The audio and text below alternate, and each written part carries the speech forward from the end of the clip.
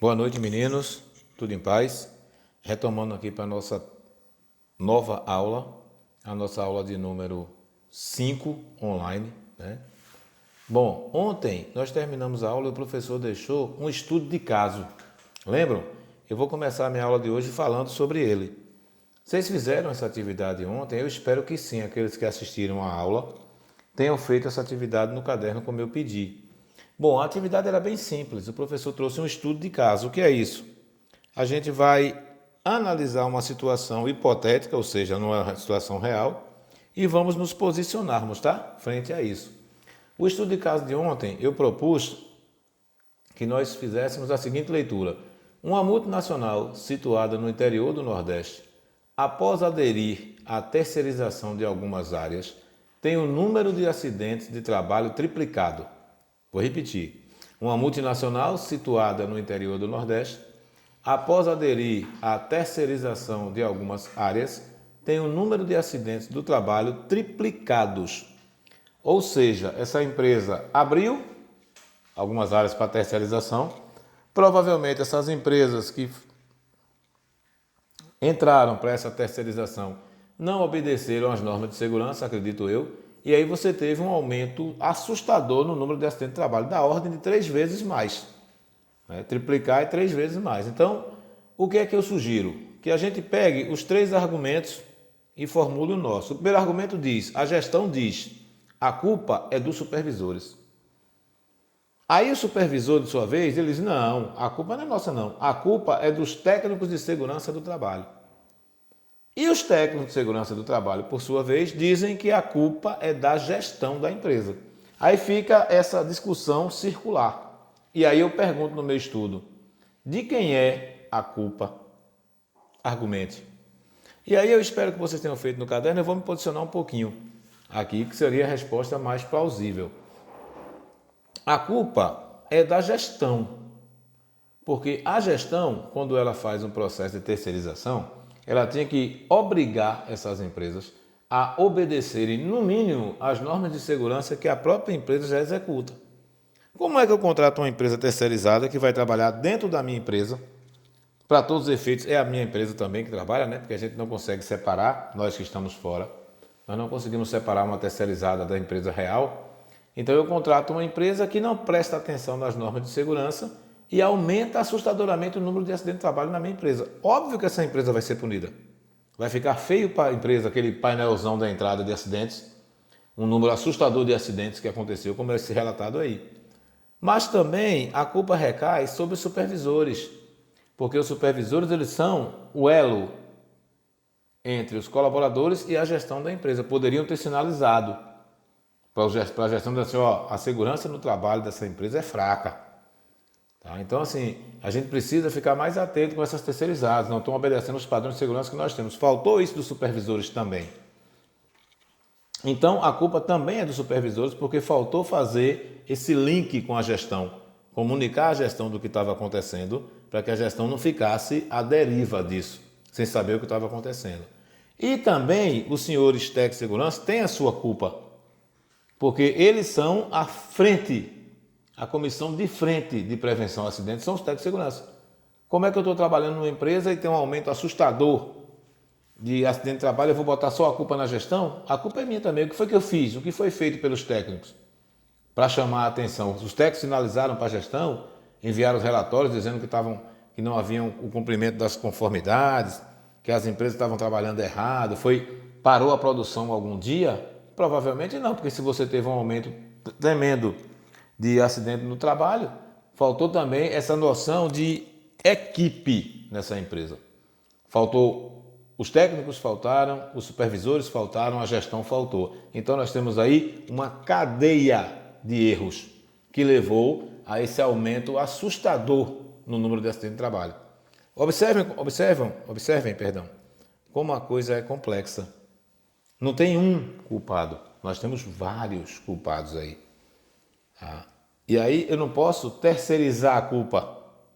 Eu tenho que assumir a minha culpa, sentar, gestão, supervisão, técnico de segurança, trabalho e terceirizadas e chegarem num consenso. Qual é o consenso? Preservar vidas. aplicar normas de conduta e de procedimentos. Assim, nós evitaríamos esse triplicar de acidentes de trabalho. Entenderam, meninos, como acontece essa produção aí? Espero que vocês tenham feito próximo dessa linha. Quando nós retornarmos às aulas presenciais, o professor vai discutir esse tema com vocês. A gente vai analisar caso a caso as pontuações de vocês. Mas é só para vocês terem uma ideia de como funciona um estudo de caso. Nós teremos vários aí, até o final do nosso semestre letivo, tá? Bom, dando continuidade à nossa aula agora, eu gostaria de falar sobre acidentes. Principalmente acidentes no setor elétrico, que são as áreas de vocês. Tanto a eletromecânica como a eletrotécnica trabalham com essa questão de eletricidade. Aí nós vamos pensar, né? O que fazer para evitar acidentes? Primeiro, os acidentes domésticos. O que é que a gente pode fazer para evitar acidentes domésticos? Tem um mecanismo, né? Porque onde mais acontecem acidentes elétricos são nas residências. Algumas dicas sobre acidentes domésticos. Pronto, em casa, utilizamos vários eletrodomésticos conectados à rede. É importante observar certos cuidados, especialmente quando há crianças por perto. Os procedimentos que nós temos no trabalho, tá, deveriam ser os mesmos em casa. Aquela frase antiga que diz casa de ferreiro, espeto de pau, não funciona muito com a gente. Observem, nós temos aí imagens corriqueiras. Por exemplo, um protetor de tomada evita muitos choques. Fios descascados, não existe isso. Essa criancinha com o fio na boca é típico de crianças que não têm pais observadores. Quem é pai de criança pequena sabe do que eu estou falando. Parece que criança tem olho, porque consegue se libertar da gente muito facilmente e os acidentes acontecem. Eu tenho aí uma criancinha puxando um ferro de passar pela tomada. A mãe estava lá em cima, deu um mole, ela puxou. Imagina a tragédia que vai ser esse ferro aí quente caindo sobre essa criancinha. Nós temos a outra criancinha ali brincando próximo de um ventilador ligado. Os acidentes domésticos, eles dão conta de quase 40% dos acidentes envolvendo eletricidade, tá? Que são os riscos elétricos. Então a gente tem que pensar como sanar isso. E aí vocês são da área, sabem muito melhor do que o professor Paulino. É não deixar fios descobertos, não deixar tomadas sem proteção, manter esses equipamentos perigosos distantes de crianças, não manusear ferro elétrico próximo de criança, ficar atento aos pequenos, tá? Porque os pequenos eles somem com muita facilidade da vista da gente. Tá? Então a gente tem que ficar esperto com relação a essas coisas para que a gente possa evitar acidentes domésticos. Nós também temos algumas dicas sobre acidentes na construção civil, que é uma outra área também bem requisitada quanto a acidentes elétricos. Vamos a alguns deles. Dicas sobre acidentes na construção civil. Bom, a utilização de ferramentas elétricas requer cuidados especiais, todo mundo sabe disso. Siga as instruções do fabricante e nunca improvise extensões ou emendas em fios.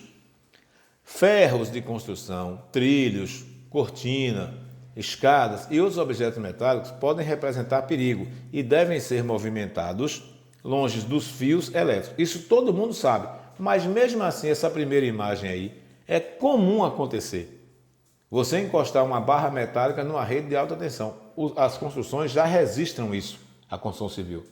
Mesmo a gente tendo hoje em dia proteção para os fios, há todo um treinamento que é dado às pessoas que trabalham nessa rede, nessa área, para a gente ter cuidado com que isso não aconteça.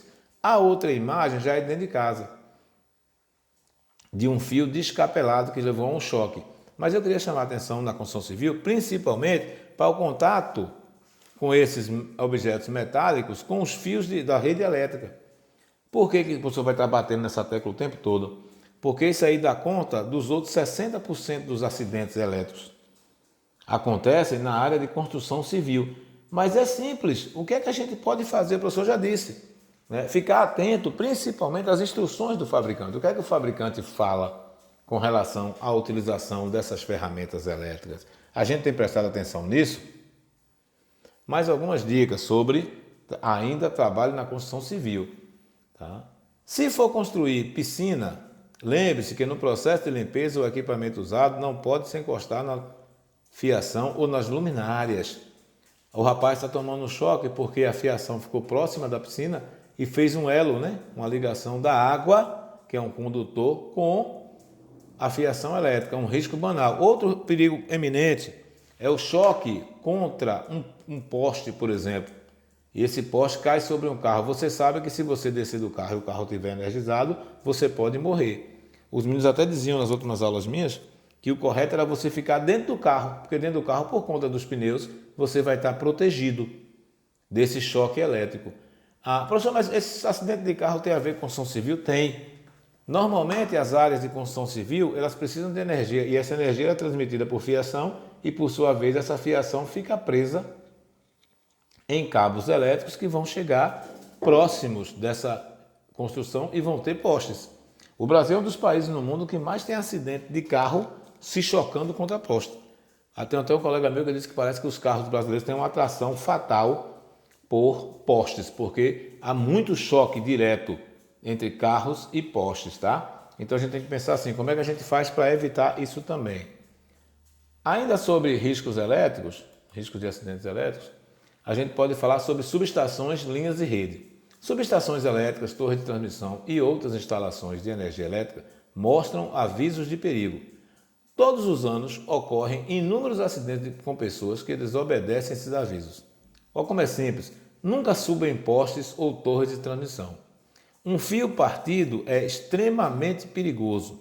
Nunca toque em nenhum fio, qualquer que seja a circunstância. Ensine as crianças a jamais se aproximarem e avise o quanto antes ao plantão da Coelba. Vamos a algumas situações interessantes. Por exemplo, Jacobina, há um tempo atrás aí, registrou mortes de pessoas na subestação de energia. Pessoas que estavam entrando para roubar os fios cobertos por cobre. E aí eu fiquei pensando, meu Deus, o que leva uma pessoa a roubar um fio de cobre? Para trocar, né, para fazer uma grana, para trocar por drogas. Na época eram craqueiros que estavam fazendo isso. Mas aqui nessas imagens nós temos uma criancinha que vai tomar um choque monstruoso porque tem uma linha de alta quebrada aí no chão, ele vai tomar um choque monstruoso. Do outro lado você tem um abestalhado subindo num poste para pegar uma pipa que enganchou na fiação. E aí toda criança sabe que você não pode empinar pipas próximos da fiação elétrica porque ela vai enroscar nos fios, isso pode levar um choque. Abaixo você tem um trator na zona rural com um arado que vai passar por das vigas de sustentação de um poste. Provavelmente esse poste vai cair sobre esse trator, essa rede vai se partir, nós teremos aí um choque assustador para cima dessa pessoa, que poderia ser evitado pela atenção. E do outro lado, o suprassumo da inteligência dessa criatura aí, que tentou cortar aí uma árvore e esqueceu para onde essa árvore cairia. A árvore está caindo aqui embaixo, ó, a árvore está caindo sobre a fiação elétrica. E ele só percebeu isso depois que ele terminou de fazer o corte. De novo, falta de atenção. Repetindo, a criancinha com um fio partido de uma rede de alta. Do outro lado, o menino subindo no poste para pegar uma pipa. Abaixo do menino da pipa, o trator, que vai derrubar esse poste com certeza. Esse poste vai cair sobre esse trator e vai ser uma confusão. De novo, os 4 exemplos são frutos de falta de atenção ou negligência. Aí todas as 4 situações são de negligência. Tá? Então a gente vai ficar esperto, que o professor já falou sobre negligência nas últimas aulas, e aí nós já temos exemplos práticos de negligência, que são esses acidentes que envolvem subestações, linhas e redes. O mais interessante aí é que esses acidentes acontecem nessas áreas, mesmo sendo áreas altamente conhecidas por nós, muito sinalizadas, não tem ninguém que não saiba o risco que você corre se você ficar exposto ou próximo de uma subestação, de linhas de alta, de redes. As pessoas, nós temos esse conhecimento, ele é antigo, então não é algo novo para a gente poder estar colocando como se as pessoas não tivessem essas informações. Nós temos. Bom, outra área bastante de risco também elétrico é o trânsito. Aí é um festival de riscos elétricos. Tá? Vamos ver o que é que nós temos sobre trânsito. Bom, infelizmente, são muito comuns os acidentes automobilísticos envolvendo a rede elétrica. colisão com poste, se acontecer, não saia do carro. Se o fio estiver sobre ele, como eu falei anteriormente, se o fio estiver sobre o carro, eu ficando dentro do carro, eu estou protegido por conta dos pneus, que são de borracha e funcionam como estabilizador, não é assim? Ele vai me manter estável sem que eu tenha essa condução de energia. Poderá tomar um choque se tocar no chão ou ir no carro ao mesmo tempo, pois fechará um curto-circuito. Aí uma informação, meninos, que vocês deviam passar para as outras pessoas. Quase ninguém sabe disso. Porque o que é que o instinto humano me diz? Eu bato em um poste, ele cai sobre o meu carro com fio, a tendência é eu querer sair do carro o mais rápido possível. Tá? Mas se eu tiver contato ao mesmo tempo com o carro e com o chão, eu vou funcionar como um arco. E aí vai gerar um curto-circuito. Qual seria o ideal? Seria eu pular do carro e só tocar no chão depois que eu já não tiver mais nenhum contato com o carro. Mas se eu não tiver agilidade para isso, é melhor chamar alguém e pedir que me ajude. Se você não for a vítima, mas a testemunha do acidente, instrua as pessoas do carro sobre como proceder para sair do carro e chame imediatamente de novo o plantão da Coelba. Caminhões altos podem tocar a rede elétrica e, nesse caso, ficarem energizados. De novo, não tocar no caminhão. Essa imagem aqui, acima à direita aí. Ela já diz tudo, é para a gente não tocar no caminhão, porque ele vai estar energizado. Abaixo nós já temos os responsáveis pelas obras em construção e os operadores de guindaste, dragas, escavadeiras, tratores, caminhões, basculhantes, devem manter e operar essas máquinas longe da rede elétrica. Mais um conhecimento trivial, que as pessoas já sabem. Se eu estou manuseando uma reta escavadeira como essa da imagem, e ela tocar na fiação elétrica, automaticamente eu vou receber uma descarga, porque toda a máquina vai ficar energizada. Se for uma máquina com esteiras embaixo, o operador está comprometido. Se for de pneu, menos mal, porque o pneu é isolante. Tá? Mas se for toda de metal, ele vai ser energizado dentro da cabine. Aí cabe de novo as noções de segurança. Primeiro, você inspecionar o espaço. Isso aí entra como ambiente inseguro. Eu tenho que observar o espaço onde eu vou trabalhar. O professor já ensinou em sala de aula a gente observar o espaço onde a gente trabalha, chegar no trabalho, fazer o checklist, conferir o material. A mesma coisa em espaços a céu aberto, trabalhos a céu aberto. Por exemplo, eu vou operar uma reta escavadeira. Observa a distância da fiação, vê para onde tu vai manusear o braço. A mesma coisa um basculhante, uma caçamba basculhante, quando que você vai precisar descarregar material ou até mesmo carregar material. Olha onde você vai parar. Lembra a altura que esse negócio sobe. Provavelmente ele vai encostar na fiação elétrica, porque a fiação elétrica, principalmente no interior, ela é muito baixa, ela é muito próxima do chão. Isso assusta a gente. Né? A gente estava falando no instante de construção civil, que se você mora em um sobrado em Jacobina, você sai no primeiro andar e você vê a fiação de alta passando na altura do seu nariz, cara. A gente precisa rever isso também em Jacobina. Eu morava num prédiozinho aqui em Jacobina, que a minha área de serviço, por exemplo, ela ficava acima da fiação. Então, a Jacobina está passando por um processo de troca de fiação de alta ainda, mas é muito incipiente. Então, é bom a gente ter cuidado com isso, tanto quem vai trabalhar, quanto o morador em si, nós, o cidadão comum, para a gente estar informando sempre a companhia elétrica, para que ela faça as modificações necessárias para evitar acidentes. Nós já falamos de acidente em casa, nós já falamos de acidente na zona rural, já falamos de acidente na construção civil, já falamos de acidente no trânsito. Agora vamos falar de acidentes na zona rural. Os acidentes na zona rural, eles também são comuns, apesar da gente não ouvir falar muito. A semana passada, eu estava em casa ouvindo a rádio, eu tenho por hábito fazer isso, e o radialista ele comentava o rapaz entrou ao vivo, falando de uma fiação que tinha caído na entrada de um distrito aqui de Jacobina, de uma dessas estradas vicinais, que era uma rede de alta que tinha caído exatamente por onde os carros passavam. E ele chamava a atenção para que entrasse em contato com a Coelba, para que a Coelba fosse lá tomar as medidas devidas para colocar isso no lugar. Porque já faziam 8 dias que esse fio estava caído e não tinha sido tomada ainda nenhuma providência por parte da Coelba. Então, os acidentes elétricos na zona rural, eles vão ter uma dificuldade maior de solução por conta do distanciamento da zona rural. Não é como a zona urbana que a gente passa, vê e liga para a Coelba e já se resolve imediatamente. Na zona rural demora um pouquinho mais. Mas vamos ver o que é que o texto nos diz. Na zona rural, a situação ainda é mais perigosa, pois as propriedades em geral são atravessadas por redes elétricas de alta tensão, aquela do trator que eu falei no instante. Observe os seguintes cuidados. Nunca abra ou feche a chave de um transformador. Deixa isso para os profissionais da área, porque a gente nem sabe como é que isso funciona. Tá? Então por que eu vou mexer em algo que eu não sei como funciona? Tá? A curiosidade matou o gato, lembram dessa sugestão? Então a gente tem que pensar assim, eu vou trabalhar apenas com aquilo que eu conheço. Em caso de problema, de novo, chame a Coelba. Muitas vezes a falta de energia pode ser causada por um desligamento programado para a execução de algum serviço. As pessoas esquecem disso. Aí pensam, acabou a energia. Se eu fosse lá no poste e ligasse a chave do contador, talvez a luz voltasse. Não.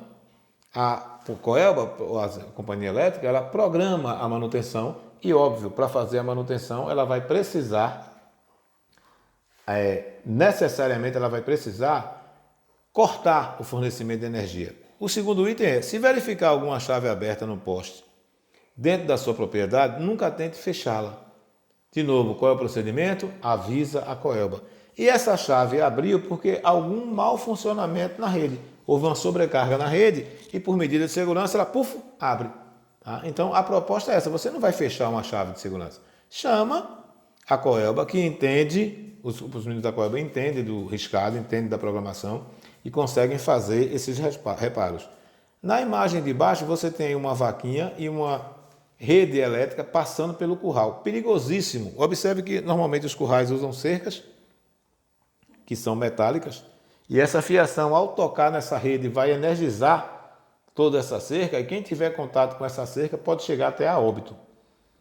Na medida do possível, o que é que a gente tem que fazer? Muita atenção com as questões elétricas. Os acidentes elétricos acontecem, como eu falei anteriormente, em sua grande maioria por conta de negligência, que é a não observância, a não atenção às medidas comuns de segurança, que vão promover acidentes, ok? Essa nossa aula ela é simples e rápida porque é só sobre acidentes elétricos ou acidentes no setor elétrico. E aí o professor, recapitulando, ele falou de acidentes domésticos, para a gente poder evitar os acidentes domésticos. O professor trouxe algumas dicas de como evitar os acidentes domésticos. Trouxe algumas dicas também de como evitar acidentes na construção civil, tá? Que é um carro-chefe dos acidentes elétricos, tá? Vamos ficar esperto. Falei também sobre os acidentes que envolvem subestações, linhas e redes de transmissão, todos apenas pedindo que a gente obedeça às normas de segurança e às sinalizações. Falamos também sobre os acidentes no trânsito, que envolvem também a observância às normas de conduta, a observância do espaço onde você vai trabalhar. Falei dos acidentes na zona rural e gostaria também de chamar a atenção de vocês para isso. Fiquem atentos porque acidentes, eles são eventos não desejados e não programados, mas que a gente pode evitar. Como? Prestando atenção nas normas de conduta, prestando atenção nas normas de segurança, ficando atento aos atos e às condições inseguras para que nós não os cometamos os atos e não utilizemos espaços onde você tem uma dificuldade de segurança, que são as condições inseguras. Fiquem com Deus, obrigado pela atenção e até o nosso próximo encontro, se Deus nos permitir.